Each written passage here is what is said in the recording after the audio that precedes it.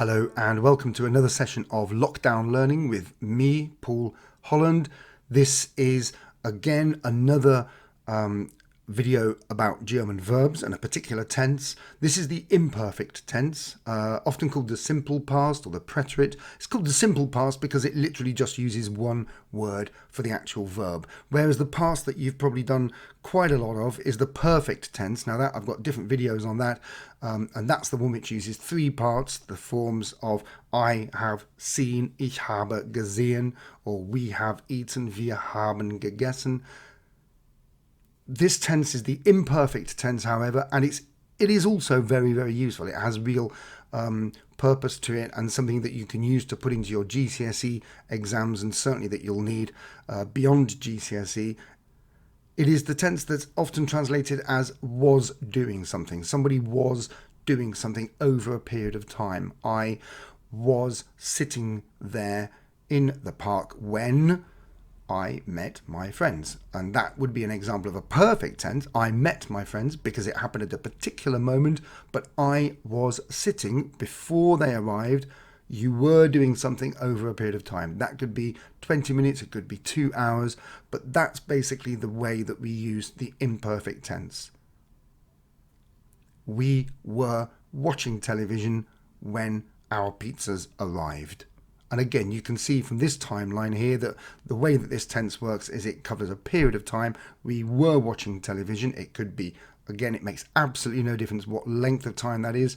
The dinosaurs were living on Earth for 100 million years when the asteroid suddenly fell. And again, that would be millions of years. That would be the imperfect tense.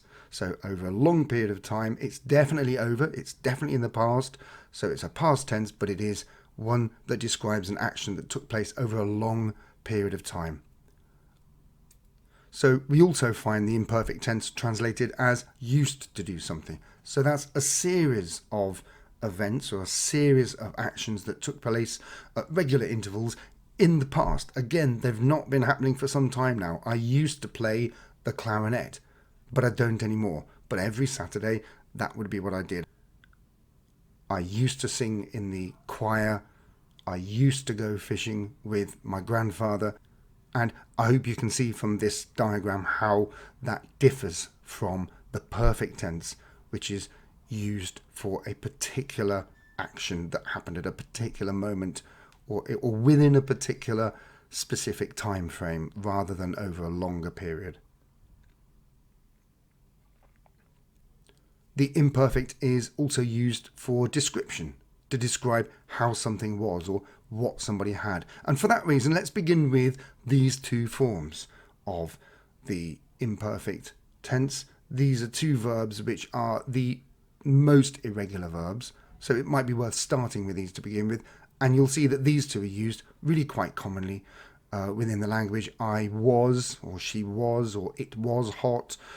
We were tired. You're literally just describing what somebody was like or what the situation was, and therefore you use the imperfect tense. Ich war müde. I was tired.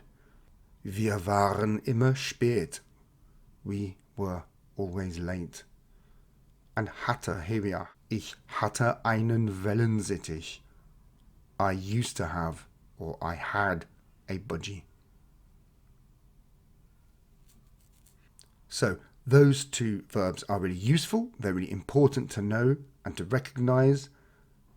But all other verbs in the language can also have an imperfect form. So let's have a look at how you form the imperfect tense for all the other German verbs. Again, a little bit like with the perfect tense, we need to think of two different types of verbs, two different groups, the weak and the strong. Now, weak verbs are very easy. They're very, very straightforward.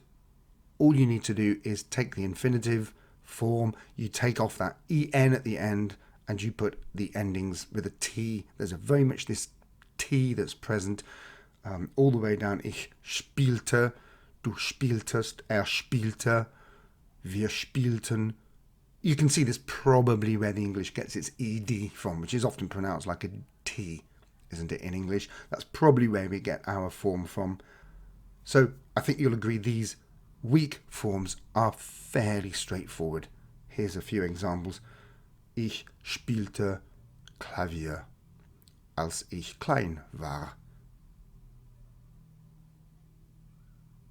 Ich wohnte einmal in London. Ich zeichnete. But when we look at the strong verbs, now we've got a slightly different set of rules here. They're not irregular, they're not completely irregular, most of them. They do definitely follow certain patterns, but there's always a slight quirk about what they do when they go into the past tense. There's almost always a vowel mutation, and there's not so many endings. They don't have that T all the way down at all, as you can see. But just think of the English. We have a lot of these in English, and in fact they come straight through from the German, and we have to think about the past of swim is swam, and the past tense of break is broke. I broke something. In fact, this is how non-English speakers learn English. They have lists like this, and they learn what the forms are for the verbs. So swim, swam, swum, and break, broke, broken, take, took, taken. And if you go on to do German, then this is exactly the same kind of lists that you learn. You learn verbs with the present tense, the imperfect or simple tense in the middle, and then the past participle at the end for the perfect tense. Here are some of the most important ones that you're going to need, so I've put them in a list here. And they are just things that you've got to learn, I'm afraid. As often with languages, these just need to be committed to memory. But there are definite patterns. Certain vowels always seem to get mutated in the same way. And also, if you're an English speaker, then you might recognize that there are lots of links with the English forms as well. Watch out, there is also a third group, if you like. It's the mixed verbs. I mean, it's not really a group, it's just a very small set of verbs that you need to recognize. You probably came across these as well in the perfect tense. Well, here they are in the imperfect as well. They also display this T form, which you would have expected from a weak verb, but they also seem to show some of these characteristics of vowel mutations, or in these two here, actually vowel and consonant mutations. So there we go. There's just a few extras for you to get your head around.